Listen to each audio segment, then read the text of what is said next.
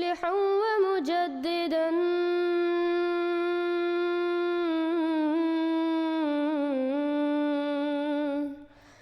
فارنوا بنظر طاهر وجنان.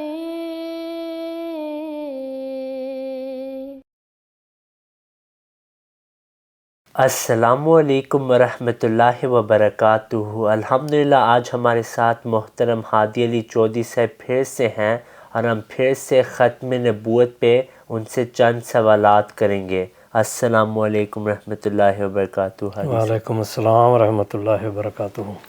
حادی صاحب آج کا پہلا سوال یہ ہے کہ سورہ البقرہ کی آیت وہ مخالفین اکثر پیش کرتے ہیں کہ اس میں اللہ تعالیٰ نے فرمایا ہے کہ وہ بالآخرۃ ہم یوقنون، اور اس میں پہلی وحی کا ذکر ہے، قرآن کا ذکر ہے، پھر آخرت کا ذکر ہے، یعنی وحی بند ہو چکی ہے. جی بسم اللہ الرحمن الرحیم. نحمدہ و نصلی علی رسولہ الکریم وعلی عبدہ المسیح الموعود. یہ جو آپ نے کہا ہے کہ اس سے یہ لگتا ہے کہ وحی بند ہو چکی ہے. حضرت صلی اللہ علیہ وسلم کی وحی اور پہلی وحی کا ذکر ہے، آئندہ کا ذکر نہیں. لیکن یہی آیت ہے جو آئندہ وحی کی نشاندہی کرتی ہے. آخرہ کے دونوں معنی ہیں، جو ہم اس کا معنی لیتے ہیں اگلی زندگی، دوسری زندگی، یا قیامت، یا آخرت، اخروی زندگی ہے. کئی پہلو سے آخرت سے مراد وہی لیا جاتا ہے. وہ اس کا اصل معنی نہیں ہے، حقیقی معنی نہیں ہے. آخر کے معنی ہوتے ہیں دوسرا، آخری بھی ہوتا ہے اور دوسرا بھی. تو اس لیے یہ اس کے اخذ کیے ہوئے معنی ہیں، ماخوذ معنی ہے کہ آخرت سے مراد ہمیشہ وہی اصطلاح بن گئی گویا.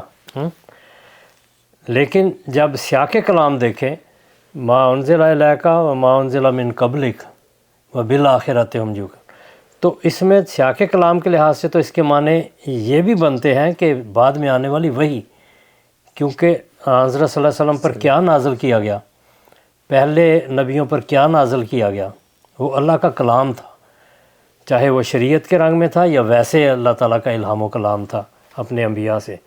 تو وہ بعد میں آنے والا، آخرت کا معنی بعد میں آنے والا دوسرا.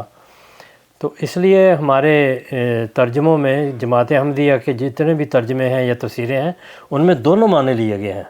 حضرت مسیح موعود علیہ الصلوۃ والسلام نے اس کے معنی آخرت بھی لیے ہیں، کیونکہ ایمان کا حصہ یؤمنون بما انزل، تو یہ ایمانیات میں آخرت بھی داخل ہے، یعنی اصطلاح کے لحاظ سے. اور آخرت کے یہ معنی جو سیاق کلام سے ہے کہ بعد میں آنے والی وحی، اس کی واضح طور پر اس میں نشاندہی موجود ہے، کیونکہ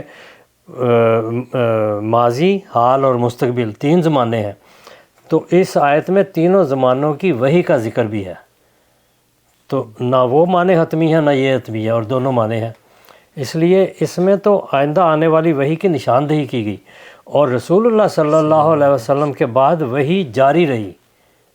عملاً ہمیں سینکڑوں ہزاروں ایسے شواہد ملتے ہیں جن میں اللہ تعالیٰ کے فضل سے امت میں اصفیاء، اولیاء، اللہ تعالیٰ کے جو محبوب بندے تھے، ان سے اللہ تعالیٰ ہم کلام ہوتا آیا ہے شروع سے لے کر اب تک. صرف ایک فرق ہوتا ہے کہ جب ایک اللہ کا مامور نبی آ جاتا ہے تو پھر وہ لوگ جو اسے قبول نہیں کرتے، چاہے وہ کتنے بڑے علماء ہوں، اللہ تعالیٰ ان سے رشتہ توڑ دیتا ہے. جس طرح حضرت عیسیٰ علیہ الصلوۃ والسلام تشریف لائے تو یہود میں یہ جو جتنے ربائی تھے یا جو بھی تھے، ان کسی سے اللہ نے ہم کلام نہیں کیا، حواریوں سے کلام کیا، جو غریب لوگ بھی تھے، اذوحیت و الحواریین. ٹھیک ہے، جب حضرت صلی اللہ علیہ وسلم تشریف لائے تو عیسائیوں میں بھی جو لوگ نیک تھے وہ بھی منقطع ہو گئے. اس طرح حضرت مسیح موعود علیہ الصلوۃ والسلام پر جب اللہ تعالیٰ نے الہام و کلام کیا اور آپ کو نبی قرار دیا، آپ نے دعویٰ کیا، اس کے بعد کوئی ایک شخص بتا دیں کہ جس نے اللہ تعالیٰ سے شرف مکالمہ مخاطبہ حاصل کیا ہے، ایک بھی نہیں. یہ حضرت مسیح علیہ السلام کی صداقت اور آپ کے کیے گئے معنوں کی صداقت کی دلیل ہے. اللہ تعالیٰ ان سے تعلق توڑ لیتا ہے، جبکہ حضرت مسیح علیہ السلام کے ماننے والے معمولی اور کمزور لوگوں سے بھی اللہ تعالیٰ نے کلام کیا.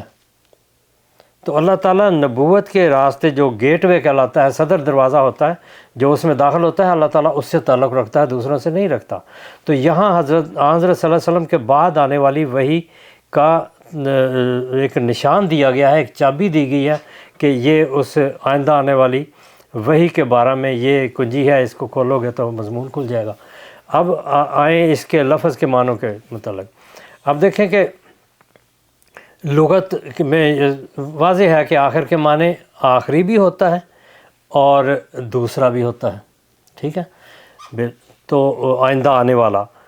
اب دیکھیں کہ ہماری امت مسلمہ کے لیے جو سعودی عرب میں ترجمہ قرآن چھپتا ہے اس پر ان کو پورا یقین ہوتا ہے کہ یہ صحیح ہے۔ شاہ فہد اکیڈمی میں جو مدینہ منورہ اور ریاض سے چھپے ہیں قرآن کریم، ان میں جو سورہ بنی اسرائیل میں وَإِذَا جَاءَ وَعْدُ الْآخِرَةِ، آخرہ لفظ ہے نا، اذا جاء وعد الآخرۃ، تو یہاں انہوں نے آخرت کا وعدہ نہیں کیا، قیامت کا یا اگلی زندگی کا، وہاں انہوں نے اس کے معنی کی ہیں بعد میں آنے والا، ٹھیک ہے۔ تو آخرت کے معنی بعد میں آنے والا، دوسرا یعنی جو آگے آئے گا۔ تو اس یہاں آخرت کا معنی ہو ہی نہیں سکتا، کیونکہ جو مضمون ہے اس میں وعدہ ہے ایک پورے منظر کا، ایک پورے مستقبل کے حالات کا۔ تو وہاں انہوں نے اس کا بعد میں آنے والا جو دوسرا وعدہ ہے اس کا ذکر۔ اب آخرہ کا دوسرا کیسے انہوں نے معنی کیا؟ اگر جماعت احمدیہ کے ترجمے پر یا ایک ترجمے پر، جماعت احمدیہ اس کا ترجمہ آخرت بھی کرتی ہے، ہمارے قرآن کریم میں یہ موجود ہے، حضرت مسیح علیہ السلام نے بھی اس کا ترجمہ آخرت وہی کیا ہوا ہے، تو دونوں ترجمے کیے ہیں۔ تو آخر وعد الآخرہ جو بعد میں آنے والا ہے، دوسرا وعدہ جو ہے، پہلے وعدہ اولا کا ذکر ہے، پھر دوسرا، یہ سورہ بنی اسرائیل کی شروع کی آیات میں ہے۔ اسی طرح وَلَلْآخِرَةُ خَيْرٌ لَكَ مِنَ الْأُولَىٰ، سورۃ الضحیٰ، اس میں بھی سعودی عرب کے ترجمہ قرآن میں یہ ہے کہ تیرا انجام تیری ابتدا سے بہتر ہوگا۔ اب آخرہ کے معنی انجام کیوں کیا؟ کیونکہ وہ بعد میں آنے والا ہے، ٹھیک ہے۔ تو اس لیے یہ جو بالآخرۃ میں سیاق کلام سے یہاں چونکہ وحی کی بات ہو رہی ہے اور اس کلام کے نزول کی بات ہو رہی ہے جو حضرت صلی اللہ علیہ وسلم پر ہوا اور آپ سے پہلے ہوا، تو اس میں اگلا جو لفظ ہے وہ مستقبل کی نشاندہی کرتا ہے کہ جو بعد میں آنے والا بھی کلام ہے، بعد میں آنے والی وحی ہے، وہ جاری ہے۔ تو اس میں بند ہونے کا تو معنی کسی جگہ ہے ہی نہیں ہے، تصور ہی۔ ہاں اگر ذہن میں آپ نے سوچا ہوا ہے، آپ کی ریزرویشن ہے، تو اس میں آپ یہ ترجمہ کریں تو ممکن نہیں ہے کہ وہ ٹھیک ہو، کیونکہ یہاں نزول کلام الہی کے نزول کا ذکر ہو رہا ہے۔ تو اس لیے بالآخرۃ ہم یوقنون کا ایک ترجمہ کہ آنے والی موعود باتیں، کیونکہ جو بعد میں آنے والی وہی ہے، حضرت صلی اللہ علیہ وسلم نے اپنی زبان سے یہ بتایا ہے کہ آئندہ وہی جاری ہوگی اور آنے والے موعود مسیح پر وہی جاری ہوگی۔ اذ اوحی اللہ الی عیسی ابن وَإِذْ أَوْحَى اللَّهُ إِلَىٰ عِیسیٰ أَنْ أَخْرِجْ عِبَادِیَ إِلَى الطُّورِ۔ تو یہ اللہ تعالیٰ کی طرف سے حضرت صلی اللہ علیہ وسلم نے خبر پا کے وہ منظر دیکھ کر بتایا کہ وہی جاری ہے، اور حضرت صلی اللہ علیہ وسلم کے وصال، آپ کی وفات کے فوراً بعد تمام صحابہ پر وہی نازل ہوئی ہے۔ تو پھر اس کا یہ معنی لینا کہ آپ کے بعد وہی بند ہو گئی ہے، یہ جائز ہی نہیں ہے۔ نہ واقعات اس کی تائید کرتے ہیں، نہ لغت تائید کرتی ہے، اور نہ ہمارے اولیاء اللہ اور اصفیاء اور اتقیاء جتنے اللہ سے ہم کلام ہونے والے ہیں، بے شمار ان کے الہامات اور اللہ تعالیٰ کی وحی جو ان پر نازل ہوئی انہوں نے درج کی ہوئی ہے، کتابوں میں موجود ہے۔ تو اس کو کون جھٹلا سکتا ہے؟ جب وہ ثابت ہے لکھا ہوا تو کس طرح کو جھٹلا سکتا ہے؟ تو آخرت کے معنی یہ کرنا کہ صرف یہاں آخرت مراد ہے، یہ درست نہیں، دونوں معنی ٹھیک ہیں، کسی ایک کو غلط قرار نہیں دیا جا سکتا۔ جزاک اللہ ہادی علی چودھری صاحب، ایک روایت وہ صحیح البخاری سے پیش کرتے ہیں جس میں نبی صلی اللہ علیہ وسلم نے فرمایا کہ جو بنی اسرائیل کی امت تھی، جب بھی ایک نبی آتے تھے وہ فوت ہوتے تھے اور ایک اور نبی آتے تھے، لیکن میری امت میں خلفاء کی کثرت ہوگی اور میرے بعد کوئی نبی نہیں۔ جی تو اس حدیث کا کیا اصل مطلب تھا؟ جی، یہ جو روایت ہے بڑی خوبصورت روایت ہے. حضرت صلی اللہ علیہ وسلم کی ہر بات ہی خوبصورت ہوتی ہے اللہ کے فضل سے. تو اس میں بھی بنی اسرائیل کے انبیاء کا ذکر کیا ہے کہ وہ بادشاہ بھی ہوتے تھے. تو سوسوہم کا معنی ہے کہ وہ سیاست کیا کرتے تھے، یعنی حکومت تھی، بادشاہت تھی. تو حکومت اور بادشاہت تو حضرت صلی اللہ علیہ وسلم کے پاس بھی تھی، اور آپ کے بعد 4 خلفاء کے پاس بھی تھی. تو خلافت اب کہاں ہے؟ اگر جماعت احمدیہ کے علاوہ دیکھیں تو حضرت صلی اللہ علیہ وسلم نے فرمایا خلفاء کثرت سے ہوں گے. تو وہ کثرت کہاں ہے؟ تو اس کا مطلب ہے کہ اس روایت کے، اس حدیث کے معنی کچھ اور ہیں، ورنہ تو 4 گنے ہوئے 4 خلفاء راشدین ہیں. حضرت عمر بن عبدالعزیز کو بھی بعض کہتے ہیں کہ وہ بھی خلافت راشدہ میں تھے، لیکن 4 ہیں بہرحال جو خلفاء راشدین کہلاتے ہیں مسلمانوں کے مطابق. تو کثرت سے کیسے ہو گئے؟ تو اس کا مطلب ہے کہ اس روایت کے معنی اس کے اپنے حضرت صلی اللہ علیہ وسلم کے جو کہنا چاہتے تھے اس کے مطابق ہی کرنے پڑیں گے. کہ حضرت صلی اللہ علیہ وسلم نے اس میں بتایا ہے کہ بنی اسرائیل میں ایک طریقہ اور چلتا تھا کہ وہ نبی بادشاہ بھی ہوتے تھے، حکومت بھی کرتے تھے. مسلمانوں میں ایسا نہیں ہوگا. ایک وقت آئے گا کہ خلافت حکومت سے الگ ہو جائے گی، اور یہی ہوا جب خلافت راشدہ کا دور ختم ہوا تو اس کے بعد روحانی خلفاء کا سلسلہ شروع ہوا، اور یہ ہزاروں کی تعداد میں ہے. حضرت سید عبد القادر جیلانی رحمۃ اللہ علیہ، اسی طرح حضرت خواجہ بختیار کاکے، حضرت داتا گنج بخش، کتنے ہیں، جتنے نام لے لیں. تو مطلب یہ ہے کہ حضرت صلی اللہ علیہ وسلم نے جو بات کی ہے وہ بالکل درست ہے. خلافت الگ ہو گئی اور بادشاہت الگ ہو گئی. یہ حضرت صلی اللہ علیہ وسلم نے اس میں پیشگوئی کی ہوئی ہے. تو یہ جو خلفاء کی کثرت ہے یہ حضرت صلی اللہ علیہ وسلم کے روحانی خلفاء حضرت مسیح علیہ السلام نے اپنی کتاب شہادت القرآن میں بڑی تفصیل سے بیان کیا. تو یہ جو خلافت ہے حضرت صلی اللہ علیہ وسلم کے بعد یہ جاری رہی ہے اور مستقل رہی ہے. اور یہ بتایا کہ جب یہ خلافت راشدہ کا اختتام ہوگا تو پھر روحانی خلفاء ہوں گے جو بادشاہ نہیں ہوں گے. اور اسی طرح جو خاتم الخلفاء، جو بڑا خلیفہ مسیح موعود کے نام سے آنا تھا، مہدی کے نام سے آنا تھا، وہ بھی حکومت والا نہیں، سیاست والا نہیں، بلکہ دلوں پر حکومت کرنے والا، دلوں کو فتح کرنے والا، دلائل اور براہین کے ذریعہ دنیا کو اسلام میں داخل کرنے والا تھا. تو اس میں بڑا واضح ہے کہ اس طرح نبوت نہیں ہوگی کہ جاری رہے جس طرح حضرت موسیٰ علیہ السلام کے بعد تھی، بلکہ خلافت جاری ہوگی. جو پہلے 4 خلفاء خلافت راشدہ کے بعد پھر عمومی خلافت جو خلافت روحانی ہوگی وہ جاری رہے گی، اور وہ جاری ہوئی، بادشاہت الگ ہوگی، اور یہ سلسلہ روحانیت کا چلتا رہا. دنیا کو یا خاص طور پر مسلمانوں کو اللہ تعالیٰ سے منسلک رکھنے کے لیے اللہ تعالیٰ نے پورے 1400-1500 سال یہ انتظام فرمایا کہ ایسے لوگ، بزرگ لوگ تھے جو ربانی تھے، جو اللہ تعالیٰ کے محبوب تھے، ان سے اللہ ہم کلام بھی ہوتا تھا.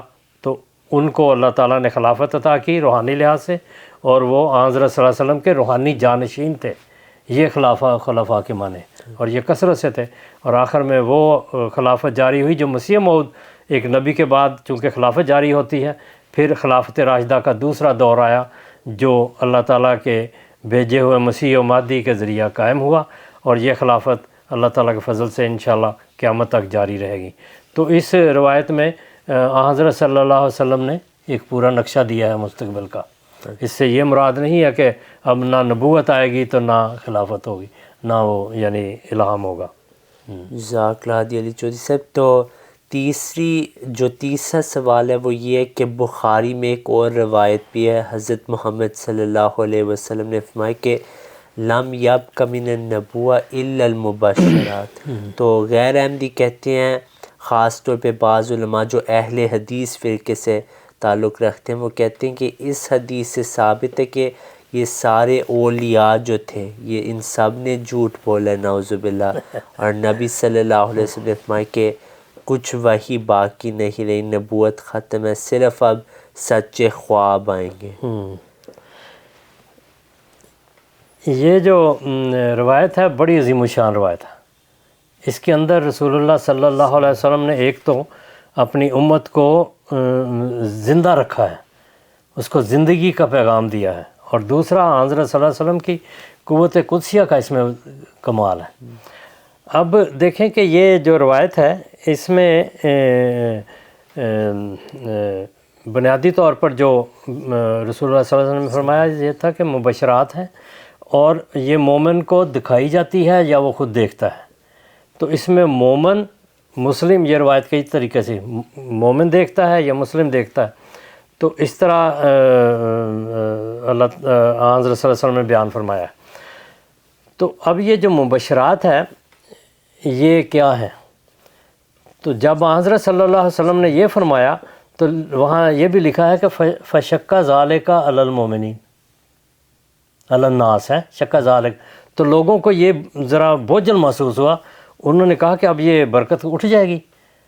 تو حضرت صلی اللہ علیہ وسلم نے فرمایا ولیکن المبشرات، لیکن المبشرات، تو آئندہ مبشرات آئیں گی. تو مبشرات کا کیا ہے؟ جو بخاری میں پہلی حدیث ہے بد وحی والی، اس میں روایت ہے کہ اول ما بودع بہی رسول اللہ صلی اللہ علیہ وسلم، اول ما بودع بہی رسول اللہ صلی اللہ علیہ وسلم الوحی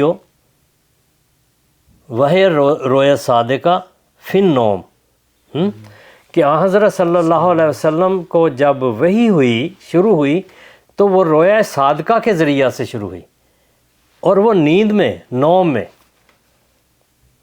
تو اب یہ جو وحی ہے اس کی تشریح کی ہے الرؤیا صادقہ، ہاں جی. تو یہ جو وحی ہے اس کا ایک طریقہ اللہ تعالیٰ نیند میں کرتا ہے، لیکن رسول اللہ صلی اللہ علیہ وسلم کی امت میں یا آپ کو جو وحی ہوئی وہ مبشرات کے ذریعہ شروع ہوئی، رؤیا صادقہ سے ذریعہ سے شروع ہوئی. ٹھیک ہے. تو اب اس میں جو وحی کے نزول کا ذکر ہے مبشرات میں آ گیا. تو اس کو اگر آسان زبان میں سمجھنا ہو تو اس طرح ہم کہتے ہیں، یعنی اس میں بتایا کہ مبشرات نبوت کا ایک بنیادی خاصہ ہے. مبشرات جو ہیں نبوت کی ایک بنیادی چیز ہے، اس کی بنیادی اکائی ہے. کیونکہ دیکھیں قرآن کریم میں آتا ہے وَمَا نُرْسِلُ الْمُرْسَلِينَ إِلَّا مُبَشِّرِينَ وَمُنذِرِينَ، کہ ہم جو رسول بھیجتے ہیں وہ مبشر ہوتے ہیں، مبشرات لینے والے، خوشخبریاں دینے والے اور آگاہ کرنے والے ہوتے ہیں. کیونکہ انذار بھی بشارت کا ہی حصہ ہوتا ہے. تو یعنی بری باتوں سے روکنا یہ خوشخبری کی طرح ہی ہوتی. تو بنیادی طور پر مبشرات رسالت کا بنیادی جز ہے. اور اس کی آسان مثال یہ ہے کہ جس طرح ہم کہیں کہ لم یبق من الطعام الا الخبز، کہ کھانے میں سوائے روٹی کے اور کچھ نہیں بچا. تو اب روٹی کھانے کی بنیادی اکائی ہے. اسی طرح لم یبق من المال الا الدرہم یا الا الدینار، کہ مال میں سے سوائے دینار کے کچھ نہیں بچا.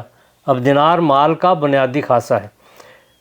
تو یہ تو اس کی وضاحت ہو گئی کہ نبوت میں مبشرات یعنی جو نبوت کی بنیادی اکائی ہے وہ امت میں قائم رہے گی، امت میں موجود رہے گی، اور یہ مومن کو یا مسلم کو یہ دکھائی جاتی رہے گی، یا وہ خود دیکھے گا، یعنی جس طرح اللہ تعالیٰ کا نظام ہے خواب کا.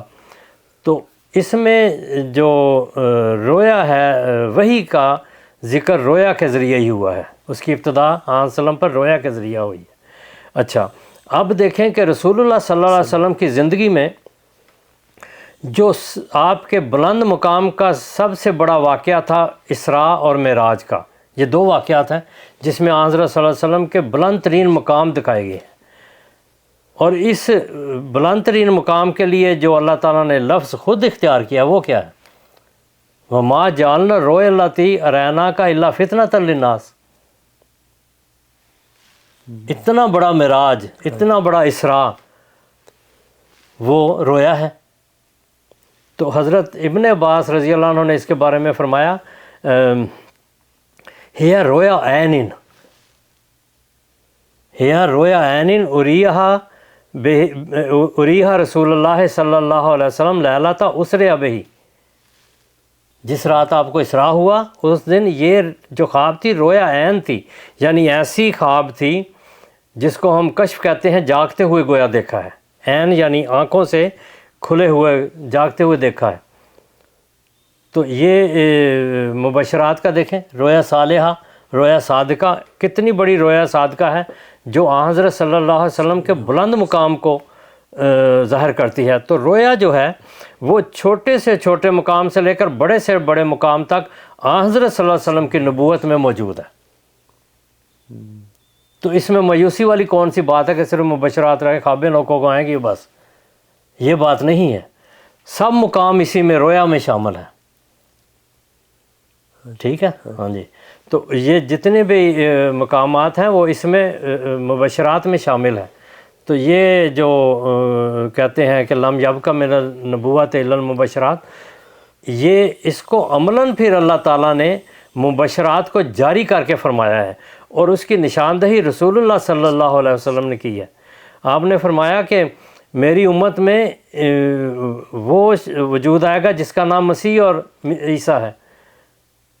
اب اور اس کے ساتھ کیا ہوگا؟ اذ اوحی اللہ الی عیسیٰ، اللہ تعالیٰ اس سے کلام کرے گا۔ اور پھر یہ جو رویا صادقہ ہے اس کا آپ دیکھیں کہ امت میں اس کثرت سے ذکر موجود ہے، یعنی پہلے دن حضرت صلی اللہ علیہ وسلم کے وصال کے فوراً بعد جب یہ معاملہ آیا کہ حضرت صلی اللہ علیہ وسلم کو غسل دینا ہے تدفین کے لیے، تو آپ کے کپڑے اتارے جائیں یا نہ اتارے جائیں۔ تو اس وقت جب انہوں نے یہ بحث شروع کی، رائے لینی شروع کی، تو اللہ تعالیٰ نے سب پر ایک کیفیت طاری کی، سب صحابہ پر جتنے بھی وہاں موجود تھے۔ تو اس وقت سب نے یہ آواز سنی اللہ تعالیٰ کی طرف سے، غسلوا رسول اللہ صلی اللہ علیہ وسلم وعلیہ ثیابہ، وعلیہ ثیابہ، کہ حضرت صلی اللہ علیہ وسلم کو اس طرح غسل دو کہ آپ پر آپ کے کپڑے موجود رہیں، کپڑے اتارنے کی ضرورت نہیں۔ یہ سب صحابہ نے سنی، یعنی حضرت صلی اللہ علیہ وسلم ابھی آپ کا وجود اس دنیا میں ہے، وصال کے بعد ابھی تدفین نہیں ہوئی، تو سب صحابہ پر وہی نازل ہوئی ہے۔ اس کے بعد حضرت ابو بکر رضی اللہ عنہ، حضرت عمر رضی اللہ عنہ، حضرت عثمان، حضرت علی رضی اللہ عنہ، اسی طرح دیگر صحابہ کے بھی واقعات موجود ہیں، حضرت امام شافعی کا، حضرت امام ابن حنبل کا، حضرت جو ہے سید عبد القادر جیلانی رحمۃ اللہ علیہ، اور دوسرے سارے بزرگ، امام ابن عربی، حضرت مجدد الافسانی، سید ولی اللہ شاہ محدث دہلوی، ان سب نے یہ واضح طور پر ان پر الہامات کا ذکر موجود ہے، کتابوں میں وہ الہامات موجود ہے۔ خواجہ میر درد کے یہ حضرت عبداللہ غزنوی ایک بزرگ تھے، حضرت مسیح علیہ السلام کے زمانے میں ہی تھے، آپ کے دعوے سے پہلے فوت ہو گئے۔ ان کی کتاب ہے اثبات الالہام والبیع، ان کے جو بیٹے ہیں انہوں نے لکھی، وہ حضرت مسیح کے مخالف تھے بیٹے ان کے، لیکن الہامات ان کے موجود ہے۔ حضرت مجدد الافسانی رحمۃ اللہ علیہ نے بار بار لکھا ہے کہ اللہ تعالیٰ نے مجھے یہ بات الہام کے ذریعے بتائی ہے، تو وہی وہ الہام کہاں بند ہوا ہے؟ تو اس آیت میں مبشرات میں ایک خبر دے دی کہ اس امت میں حضرت صلی اللہ علیہ وسلم کی وساطت سے، آپ کی برکت سے، آپ کے فیض سے، آپ کی قوت قدسیہ سے، انسان کو جو بھی آپ کی پیروی اس حال سے کرے گا کہ اللہ تعالیٰ کا قرب حاصل کر لے، اس میں درجے پھر بڑھتے چلے جائیں گے۔ وَمَن يُطِعِ اللَّهَ وَرَسُولَهُ فَأُولَٰئِكَ مَعَ الَّذِينَ أَنْعَمَ اللَّهُ عَلَيْهِم مِّنَ النَّبِيِّينَ وَالصِّدِّيقِينَ وَالشُّهَدَاءِ وَالصَّالِحِينَ، صالح ہوگا، شہادت کا مرتبہ پائے گا، صدیقیت کا مرتبہ پائے گا، اور نبوت کا بھی مرتبہ پائے گا۔ یہ سب مبشرات ہیں۔ تو اتنا وسیع حضرت صلی اللہ علیہ وسلم نے امت کو ایک خلیج دے دی ہے روحانیت کی، اللہ تعالیٰ سے تعلق رکھنے کی، اللہ تعالیٰ سے ہم کلام ہونے کی، بڑی لاجواب یہ حدیث ہے۔ میں تو جب اس پر سوچتا ہوں ایک لذت آتی ہے کہ حضرت صلی اللہ علیہ وسلم نے قیامت تک ایک زندگی دی، اور پھر دیکھیں کہ بتایا کہ خلافت اللہ منہاج نبوہ ہوگی۔ نبوت کیا ہوتی ہے؟ وہ مبشرات بھی ہوتی ہے، وہ ہر طرح کا وہ اللہ تعالیٰ سے کلام لیتی ہے۔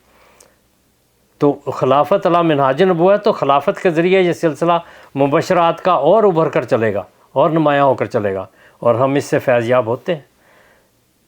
تو یہ قیامت تک کا حضرت صلی اللہ علیہ وسلم میں امت میں ایک روحانیت کی اور مبشرات کی ایسی روح پھونکی ہے جس میں انسان بلند سے بلند مرتبہ جو نبوت کا ہے وہ اللہ تعالیٰ اسے عطا کر سکتا ہے، وہ حاصل کر سکتا ہے۔ تو اس میں کسی جگہ مایوسی والی بات نہیں ہے، اس میں بڑی کھلی باتیں ہیں۔ جزاک اللہ ہادی علی چودھری صاحب، اگلا سوال یہ ہے کہ بخاری میں ایک اور روایت ہے کہ حضرت ابو بکر اور حضرت عمر رضی اللہ عنہما جب ان کو پتہ لگا کہ آپ صلی اللہ علیہ وسلم کی وفات ہو گئی، ان کے شاید چند دن بعد کا واقعہ کہ وہ رو رہے تھے کہ اب الوحی کا انقطاع ہو گیا ہے۔ جی نہیں، وہ رو نہیں رہے تھے، وہ حضرت ایمن کے پاس گئے ہیں۔ ایمن کا پتہ آپ کو؟ نہیں۔ حضرت ایمن حضرت صلی اللہ علیہ وسلم کے والد کی لونڈی تھی۔ اچھا۔ تو انہوں نے یعنی ان کی وفات کے بعد صلی اللہ علیہ وسلم کی والدہ کے پاس آ گئی۔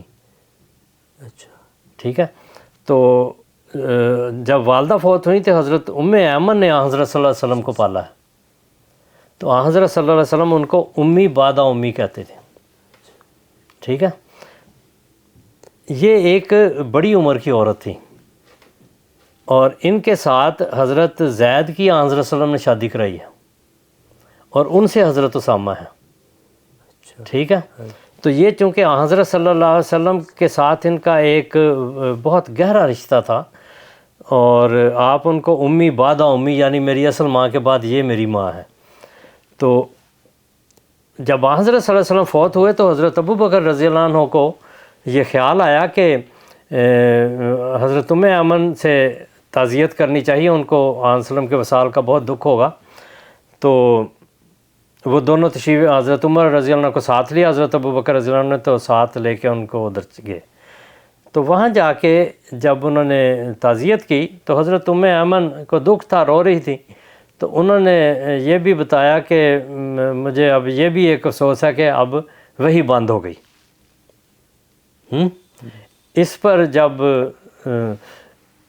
حضرت ایمن رو رہی تو حضرت ابو بکر رضی اللہ عنہ کو بھی رونا آیا، حضرت عمر رضی اللہ عنہ کو، اور وہ رونا جو تھا وہ حضرت صلی اللہ علیہ وسلم کی یاد میں تھا، اپنے محبوب کی یاد میں تھا، اور تینوں کے لیے وہ یکساں تھے۔ حضرت صلی اللہ علیہ وسلم جس طرح محبت کرنے والے، یا یہ تینوں حضرت صلی اللہ علیہ وسلم سے وہی محبت کرتے تھے جو دلی محبت تھی، اور آپ کی رخصت سے، آپ کے وصال سے تینوں میں رنج تھا، تو وہ باتوں میں روئے ہیں۔ لیکن یہ جو وہی بند ہونا ہے، اس کا دیکھیں، حضرت ایمن کوئی عالمہ نہیں تھی، وہ ایک عام عورت جو سرسری دین کا علم رکھنے ہیں، وہ عورت تھی، ان کا کہیں علمی طور پر کوئی ذکر نہیں آتا۔ تو ان کا یہ کہنا کہ وہی بند ہو گئی، یہ ایک لازمی بات تھی کہ جو اللہ تعالیٰ کا ایک قرآن کریم کا نزول کا تھا، شریعت نازل ہو رہی تھی، احکام نازل ہوتے تھے، اللہ تعالیٰ کے ساتھ حضرت صلی اللہ علیہ وسلم کے ساتھ اللہ تعالیٰ کا تعلق تھا، اور اس تعلق کی وجہ سے امت میں ایک برکت آتی تھی، امت ان برکتوں سے فیض یاب ہوتی تھی، وحی الہی کی اور ساری۔ تو حضرت ایمن کو انہوں نے یہ اظہار کیا، اب تو وہ وہی بند ہو گئی۔ اب حضرت ابو بکر رضی اللہ عنہ، حضرت عمر رضی اللہ عنہ جب اس روایت کو پڑھیں تو یعنی محسوس ہوتا ہے کہ وحی کے ذریعہ ان کا مسئلہ نہیں تھا رونے کا، وہ روئے ہیں تو آن وسلم کی جدائی کی وجہ سے، فراق کی وجہ سے روئے ہیں، کیونکہ وحی جو ہے وہ حضرت صلی اللہ علیہ وسلم کی نعش مبارک پڑی ہوئی ہے، جسد اطہر پڑا ہوا ہے، اس وقت وحی نازل ہوئی ہے، غسل رسول اللہ صلی اللہ علیہ وسلم وعلیہ ثیابہ، یہ سب صحابہ پر، تو وہی بند کیوں ہوئی ہیں؟ وہ تو زندہ شاہد تھے اس بات کے۔ تو اس لیے یہ کہنا کہ وہ وہی بند ہونے کی وجہ سے روئے ہیں، یہ بات درست نہیں، کیونکہ وہی جاری رہی ہے، اور شروع سے لے کر حضرت ابو بکر رضی اللہ عنہ سے لے کر اب تک اللہ تعالیٰ اپنے بندوں سے ہم کلام ہوتا ہے، اور اس کے شواہد کتابوں میں بھرے پڑے ہیں۔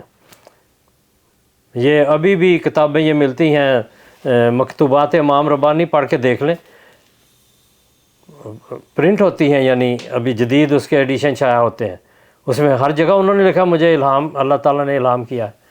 تو یہ الہام کا جاری رہنا، وحی کا جاری رہنا امت میں قائم دائم ہے۔ اور اصل بات یہ ہے کہ جب قرآن کریم یہ کہتا ہے ان الذین قالوا ربنا اللہ ثم استقاموا، جو لوگ یہ کہتے ہیں کہ ہمارا رب اللہ ہے اور پھر اس پر قائم رہتے ہیں، استقامت دکھاتے ہیں، تتنزل علیہم الملائکۃ، اللہ تعالیٰ کے فرشتے ان پر نازل ہوتے ہیں، یہ جاری ہے کام، اور صرف نازل ہو کے چپ نہیں کھڑے ہو جاتے کہ وہی بند ہو گئی۔ اللہ تخافوا، وہ بولتے ہیں کہ اب نہ خوف کرو، ولا تحزنوا، اور نہ غم کھاؤ، وابشروا، آگے پھر تفصیل ہے، وہ لمبی بات کرتے ہیں، وہ وعدے دیتے ہیں جنتوں کے۔ تو فرشتے تو ہم کلام ہوتے ہیں، تو کس طرح کہہ سکتے ہیں کہ وہی بند ہوگی؟ قرآن کریم میں کئی جگہ ایسی آیات موجود ہیں جن سے وحی کا جاری ہونا امت میں موجود ہے۔ اور اسی طرح حضرت ابو بکر رضی اللہ عنہ، حضرت عمر رضی اللہ عنہ خود صاحب الہام تھے، اللہ تعالیٰ ان سے باتیں کرتا تھا، تو وہ کس طرح رو سکتے کہ وہی بند ہو گئی ہے؟ تو یہاں عام وحی کی بات نہیں، شریعت والی وحی بند ہوگی۔ اگر زیادہ سے زیادہ اس کے معنی لیے جائیں تو شریعت والی وحی ہے۔ لیکن حضرت ایمن جو تھی وہ کوئی علمی صحابیہ نہیں تھی، ایک بزرگ اور عمر رسیدہ عورت تھی جن کو آن وسلم کی جدائی کا غم تھا، اس کی وجہ سے رو رہی تھی، اور وحی کا بھی انہوں نے ذکر کیا کہ وہ بھی اب جو برکتیں تھیں قرآن کریم کے نزول کی اور دوسری وہ اب منقطع ہو گئی ہیں، تو وہ تو عملاً آخری شریعت تھی، وہ تو منقطع ہے، لیکن اس کی برکت سے وحی کا جاری ہونا یہ امت میں کبھی بھی تسلیم نہیں کیا جا سکتا، نہ کیا ہے، نہ اللہ تعالیٰ ان عقائد کی وجہ سے اپنی وحی سے رک سکتا ہے۔ ہاں جو یہ عقیدہ رکھتے ہیں وہ اس وجہ سے رکھتے ہیں، انہوں نے اس زمانے کے امام کو نہیں مانا، اس نے اس رسول کی جس پر شریعت نازل ہوئی اس کی ہدایت پر، اس کی بتائی ہوئی نشانیوں کے مطابق، اس کی پیشگوئی کے مطابق اس آنے والے کو نہیں مانا، تو ان لوگوں سے اللہ نے رشتہ توڑ لیا۔ یہ بہت بڑی دلیل ہے، واقعاتی دلیل ہے، اللہ تعالیٰ کی فعلی شہادت ہے کہ میں تمہارے ساتھ نہیں ہوں۔ جن کے ساتھ ہوں وہ لوگ ہیں جنہوں نے رسول اللہ صلی اللہ علیہ وسلم کے وعدوں کے مطابق، پیشگوئیوں کے مطابق آنے والے موعود کو مانا ہے، ان سے اللہ ہم کلام ہوتا ہے۔ تو یہ جو کہنا کہ حضرت ایمن نے یہ بات کی اور دونوں رو رہے تھے اس وجہ سے کہ وہی بند ہو گئی، یہ واقعتاً ایسا نہیں، کیونکہ دونوں صاحب الہام تھے۔ ٹھیک ہے، بالکل جی۔ اور ہادی علی چودھری صاحب جزاک اللہ، بہت بہت آپ نے واضح کر دی ہیں یہ ساری باتیں۔ آخر پہ جب مخالفین کے پاس کوئی جواب نہیں ہوتا، وہ ایک بہانہ ڈھونڈ کے کہتے ہیں کہ حضرت مرزا غلام احمد علیہ السلام کو اللہ تعالیٰ نے چنا نبی کے طور پہ، امتی نبی کے طور پہ، کیا دوسرے صحابہ نے اطاعت نہیں کی؟ کیونکہ ہم وہ آیت جب پیش کرتے ہیں وَمَن یُطِعِ اللَّهَ وَالرَّسُولَ، وہ کہتے ہیں کہ آپ نے مرزا صاحب کو تو مانا علیہ السلام، لیکن کیا اس کا یہ مطلب ہے اور امت میں کسی نے اطاعت نہیں کی؟ جی جزاک اللہ۔ بات یہ ہے کہ کسی نے تو آنا تھا، کسی نے تو نبی ہونا تھا اس امت میں۔ حضرت صلی اللہ علیہ وسلم نے جب پیشگوئی کی کہ میرے بعد نبی آئے گا اور نام بھی اس کو مسیح کا دیا، تو کسی نے تو آنا ہے۔ تو پھر یعنی صحابہ کو یا کوئی بھی جس کا بھی ان کے ذہن میں بات ہوتی ہے کہ کیا اس نے اطاعت نہیں کی، ان کو چھوڑ کر ایک بنی اسرائیل کے نبی کو واپس لانا، یہ کس طرح جسٹیفائی کرتا ہے؟ اس کو کون مان سکتا ہے؟ اب دیکھیں، ایک چھوٹا سا منظر ہے مختصر سا، کہ جب بنی اسرائیل سے نبوت کاٹ کے بنی اسرائیل میں آئی تو کیا بنی اسرائیل کو اچھا لگا؟ سوچنے کی بات ہے۔ ان کو اچھا لگا کہ ہمارے سلسلے میں حضرت موسیٰ علیہ السلام کی امت میں سے وحی اور الہام اور نبوت سب کچھ نکل گیا اور بنی اسماعیل میں آ گیا۔ وہ تو پیٹتے تھے۔ تو اس لیے اب مسلمان کس طرح یہ گوارا کرتے ہیں کہ امت مسلمہ میں سے نبوت نکل کر بنی اسرائیل کی نبوت دوبارہ امت میں آ جائے؟ اس مسیح کے بارے میں جو بنی اسرائیل کا مسیح تھا، اللہ تعالیٰ نے واضح طور پر لکھا کہ وہ رسول تھا، وہ نبی تھا۔ یہ دونوں لفظ اس کے لیے قرآن کریم میں آئے۔ تو نبوت تو ہے۔ تو اب ان ساری اطاعتوں کو، ان ساری چیزوں کو جو سوال یہاں اٹھتا ہے حضرت مسیح موعود علیہ الصلوۃ والسلام کے بارے میں، وہ وہاں بھی اٹھتا ہے۔ وہ تو آپ کا بھی عقیدہ ہے، تو پھر سوال کیسا؟ اصل بات یہ ہے کہ قرآن کریم میں جب اللہ تعالیٰ نے یہ حتمی بات کر دی کہ اب ایک جو ڈیزائن ہے، ایک جو طریقہ ہے، ایک جو منصوبہ ہے، وہ اس طرح چلے گا کہ من یطع اللہ و رسولہ، کہ جو اللہ اور اس کے رسول کی اطاعت کرے گا فاولئک مع الذین انعم اللہ علیہم، وہ ان لوگوں کے ساتھ مل جائے گا، وہ ان لوگوں میں سے ہوگا، من النبیین، نبیوں میں، صدیقوں میں، شہیدوں میں اور صالحین میں۔ تو یہ اللہ تعالیٰ نے جب ایک اصول بنا دیا یا ایک اپنا فیصلہ سنا دیا کہ اب نبوت آئے گی تو اس طرح، اب صالحیت آئے گی تو اس طرح، اب صدیقیت آئے گی تو اس طرح، شہادت آئے گی تو اس طرح، یہ 4 درجے جو ہیں یہ اللہ اور اس کے رسول کی اطاعت سے ہو جائیں گے۔ تو اس لیے امت میں وہ لوگ آئے جو ان درجوں کو پہنچے اور نبوت کے درجوں کو بھی پہنچے ہیں۔ اب جس طرح میں نے ایک دفعہ پچھلے پروگرام میں یہ بتایا تھا کہ حضرت سید عبد القادر جیلانی رحمۃ اللہ علیہ نے اس بات کا شکوہ کیا ہے کہ اوتی الانبیاء اسم النبوت و اوتینا اللقبہ، اے حجرا علینا اسم النبوت، کہ نبیوں کو نام نبی دے دیا، ہمیں صرف لقب دے دیا، اور نام نبی ہم سے روک دیا گیا ہے۔ وَأَنَّ الْحَقَّ یخبرنا فی سرائرنا معانی کلامہ و کلام رسولہ صلی اللہ علیہ وسلم و کلام رسولہ صلی اللہ علیہ وسلم، کہ ہمیں ہمارے خلوتوں میں اللہ تعالیٰ اپنے کلام کے اور رسول کے کلام کے معنی سمجھاتا ہے۔ اب یہ جو خلوتوں میں اللہ تعالیٰ ان کو معنی سمجھاتا ہے، یہ وحی ہے، یہ الہام ہے۔ تو یہ، اور پھر آگے کہتے ہیں وصاحب و حاضل مقام انبیاء الاولیاء، اس مقام پر جو پہنچا ہے ہم میں سے وہ ولیوں کے نبی ہیں یا ولیوں میں سے نبی ہیں، انبیاء الاولیاء وہاں لفظ ہے۔ تو نبوت تو جاری ہے امت میں، جیسا کہ آنسل نے فرمایا علماء امتی کا انبیاء بنی اسرائیل، بنی اسرائیل کے نبیوں کی طرح ہے میری امت کے علماء۔ تو نبوت اس طریقے پر جاری ہے، اور یہ لوگ ان مقاموں پر پہنچے ہیں جو نبوت کے مقام ہیں، مگر ایک کو نبی کہا گیا ہے وسلم کی پیشگوئیوں میں، اور اللہ تعالیٰ نے جس کو نبی کہا اس نے نبی ہونا تھا۔ اس میں اطاعت کا مقابلہ نہیں ہے، لیکن اطاعت لازمی جز ہے اللہ کی اور رسول اللہ صلی اللہ علیہ وسلم، اس کے بغیر ممکن نہیں ہے۔ تو صحابہ نے بھی اطاعت کی، ان کو اللہ تعالیٰ نے نبی قرار نہیں دیا، حضرت صلی اللہ علیہ وسلم نے خود ان کو نبی نہیں قرار دیا۔ تو یہ کیوں جھگڑا ہم سے کرتے ہیں؟ وسلم سے پوچھیں کہ ان کو بھی کہہ دیتے۔ لیکن حضرت صلی اللہ علیہ وسلم نے ان لوگوں کو بھی پوری طرح خاموش کرایا ہے۔ وسلم نے فرمایا ابو بکر افضل و حاضر الامہ، ابو بکر رضی اللہ عنہ اس امت میں سب سے افضل ہے، خیر الناس فی الامہ، خیر الناس والی بھی روایت ہے، اور افضل و حاضر الامہ، الا ان یکون نبی، مگر ایک نبی پیدا ہوگا۔ یکونا میں پیدا ہونے کے معنی میں ہے، کن فیکونا نا شروع ہوتا ہے، تو اس میں پیدائش کے معنی موجود ہیں یکونا کے۔ تو آن صلی اللہ علیہ وسلم نے فرمایا کہ ایک نبی پیدا ہوگا،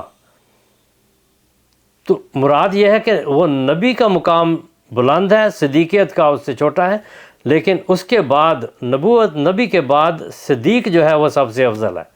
تو آپ کے پاس بات اعتراض کیا رہ جاتا ہے جب آن صلی اللہ علیہ وسلم نے یہ فیصلہ کر دیا کہ اطاعت انہوں نے بھی کی اور جان دے کر اطاعت کی، جان توڑ اطاعت کی ہے، مگر ان کو آن صلی اللہ علیہ وسلم نے نبی قرار نہیں دیا، اللہ تعالیٰ نے ان کو نبی قرار نہیں دیا۔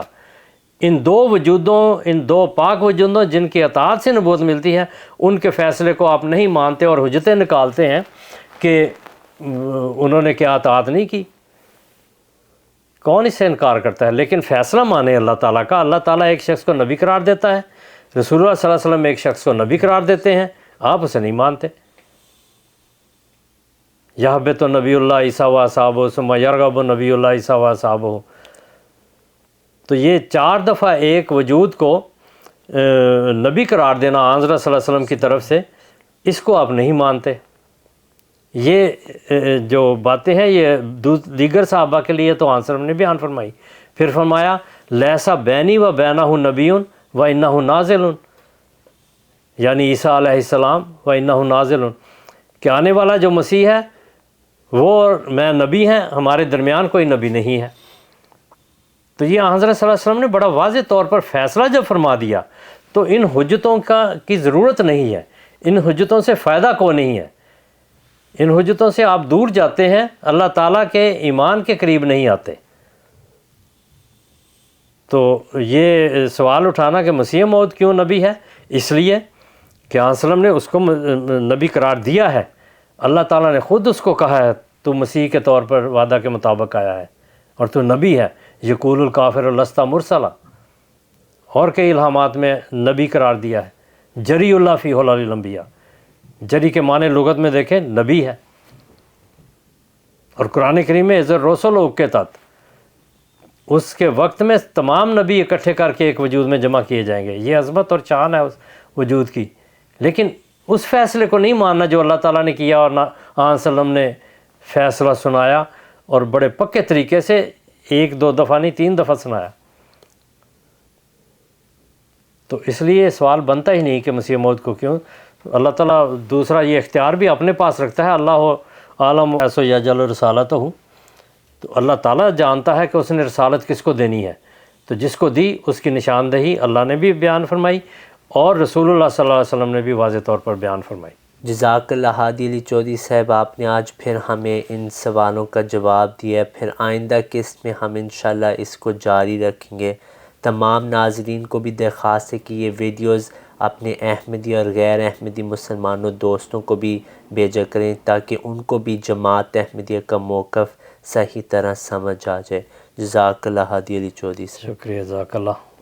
If you have not yet subscribed, make sure to subscribe and click on the bell icon so you can get notifications for every new video. Also make sure to like and comment on the video and follow on Twitter and Instagram. صل على نبينا